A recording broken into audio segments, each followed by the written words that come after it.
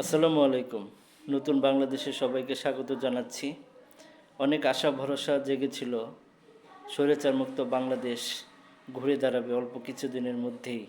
যারা এই দেশকে শোষণ করে নির্যাতন করে মানুষদেরকে একটা সারা বাংলাদেশকে একটা কারাগারে পরিণত করেছিল, সে পরাজিত শক্তি আমাদের প্রতিবেশী রাষ্ট্রের মাধ্যমে এই দেশকে অস্থিতিশীল করার ঘৃণ্য পায়তারা সৃষ্টি করেছে।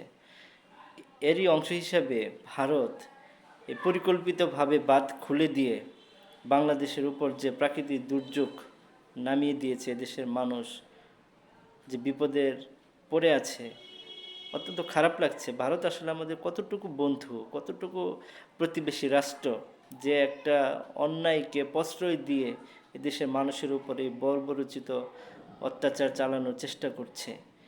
কোনো ফায়দা হবে না।